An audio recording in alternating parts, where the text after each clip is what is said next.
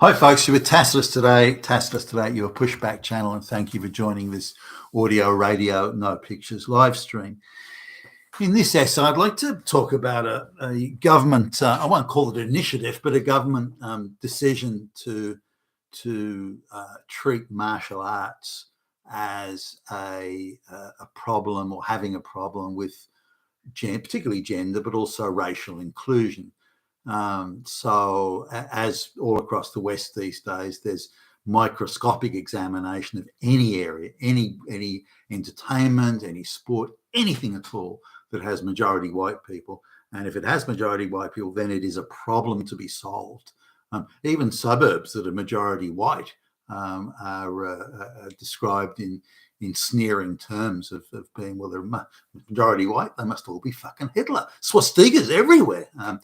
And the same goes for martial arts. Now, in this particular region, and when I talk martial arts, I'm talking like jiu-jitsu and judo and wrestling and those sorts of things. So anyway, it's decided that there's just too many men doing it and too many straight white men doing these martial arts. It won't do. It has to stop. We must do something. It's a fucking emergency. So the government decides to go to these organizations that are really just member based. They've got pretty ordinary premises, and in the outer burbs or the down at heel areas of town, low rent areas, people pay, $5, $10, whatever it is, to participate in the training. There's like a sensei or a black belt sort of guy who's running the school, and he's doing it pretty much as a charity. He doesn't really make any money out of it, and if not for donations and the money paid by the participants, then they wouldn't be able to put it on. When they do local tournaments, things like that, it's all wall-to-wall volunteers. Nobody's making any money out of it, and you may get local, civic groups, again, volunteers that would say come along and do like a hot dog stand or something like that. But anyway, the government looks at this and hey, look at all these white people. And fuck, that's straight white males. We can't have this. So they went and started to bribe, to spray money around. Firstly, they set up a department to change the gender and sexuality as well, by the way, but change the gender and mix or racial mix of the participants doing martial arts. So what do they pick? They pick a lesbian, of course, to head it up. She then employs other lesbians. So you've got this department of primarily white, but some brown and black lesbians, and they're there to make sure that straight white males are not in the majority. That's their job, and they're paid quite well. They in turn approve the grants that they get. So you have to commit. Any martial arts club has to commit. They get given money. They must commit to having a higher proportion of women in the doing martial arts and a higher proportion of non-white people, and they've got to have a certain proportion of gay, lesbians, and LGBTQ type people and trans or whatever. So it's being forced on them. Effectively, you want this money, then you must do what we say. Now, the amount of money is quite generous. So you've got a guy who's maybe been running his judo club or his jiu-jitsu club or whatever for 10 years. He's putting in quite a big personal commitment. He's not making any money out of it.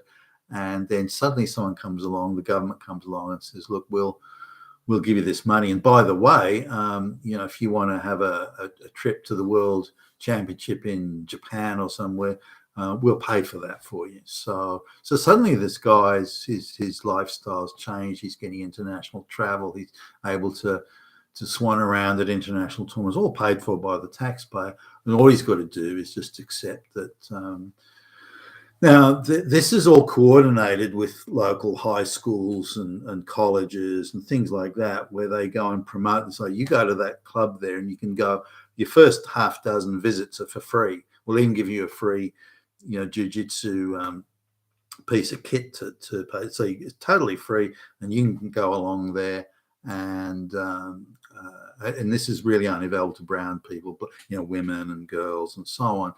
Then the various universities and colleges are encouraged to have their own martial arts clubs, and they're very much focused on, if you're, girls and so on, can go for free, and if you're lesbian, you can go for free, and this sort of thing. Straight white males have to keep on paying, and so they're really, artificially interfering, if you like, in the organic, natural progression of things. And now younger girls, up to the age of say 13 or 14, might go along. They're there with their girlfriends, and it's all, but when they get a bit older, they don't really want to do it. So the number of females that are doing martial arts over the age of 15 drops off dramatically. You may find that a third or a half of the junior judo or something, half of the juniors are girls. But again, as soon as they get to that 13 to 15 age range, it just drops off. So that when you're looking at adults, people involved in adult judo, it's a heavy. Either their dad is or their parents are coaches, senseis in jiu-jitsu or something, and they do it because it's kind of a family thing. But outside of that, it's really a lesbian gig.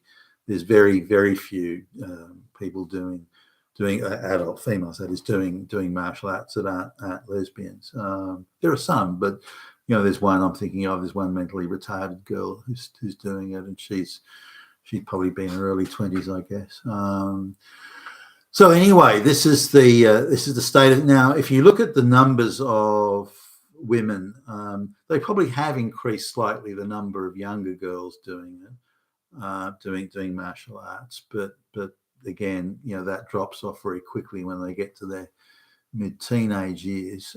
So has the amount of women increased in adult terms, so over the age of 15, say, and it hasn't. It's the same as it was.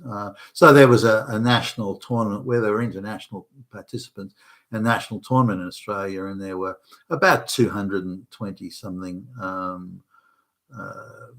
participants or combatants or were at this particular tournament, and there were 16 girls or 16 young women. In the adult women things, like over the age of, I don't know, it's like a seniors type thing, over the age of 40, whereas there was none. And of the 16, some of the youngest women in it were straight. And again, only because their parents were part of the wider sort of community of martial arts. All the rest were lesbian. There was three that were brown, or what, two Asian, one brown, and that was it. Now that's in proportion. That's just a slightly less than it was before the government started pouring money and throwing it all around the place. Now, when I looked at the budget that this region had for pushing, trying to again change the mix, so just so there's all they wanted to achieve, that there's in proportion there are fewer white men doing it straight. That's their soul. There's too many white men here. It's a nest of white men. We have to stop it. We've got to break it up. We've got to dilute it. We've got to fuck it up, and we've got to spend taxpayer money in doing it. Now, they could have gone around, say, with a promotional campaign encouraging people to do martial arts, men and women, boys and girls, encouraging to do martial arts. But that wasn't it. They had to aggressively intrude and artificially do things. So, like giving free lessons to, or free attendance only to girls or only to lesbians and this sort of thing. They had to go to the teachers in the high schools and get them to act as proxy salespeople to encourage the girls to go, and to spot lesbian girls and seriously encourage them to go, and on it went. So very much now the whole department that was handling this work was sort of wall-to-wall lesbians anyway, and they then employed so-called specialists academics to do studies on it, and this was the justification for doing what they're doing, that lesbians are being held back and all this sort of thing, which is untrue.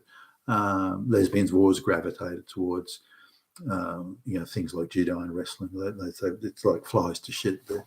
So and so really the money was just completely wasted. It was squandered on ideological, hysterical madness and nonsense. But the interesting thing is that there's even slightly less. After all this money's been spent, all this effort, all this hand wringing and so on, and going on, oh, there's Nazis everywhere, all of this, there's actually fewer adult women doing it now than there was. It's only slightly, it's approximately the same. But there's fewer doing it now than there was before the money was spent. So you maybe have slightly increased the proportion of lesbians in the total, but that would be off-putting to straight girls. So I don't know if that's achieved anything there. So is there is there gay guys, for example, more gay guys? I don't think so. There may be some, but there's never very many anyway. I mean, I've been involved in martial arts for quite a while, and this idea that wrestling is full of gay guys, that's not true. Well, there's some, sure, but not in any overrepresentation, terms of overrepresentation. So my take on the whole thing is that this to me is a metaphor, and it typifies the sort of ideological efforts that the insane woke goes to waste vast sums of money and achieve nothing other than to disrupt what would have been an organic process in the first place. You've been with Tacitus today, your Pushback channel, and thank you for listening.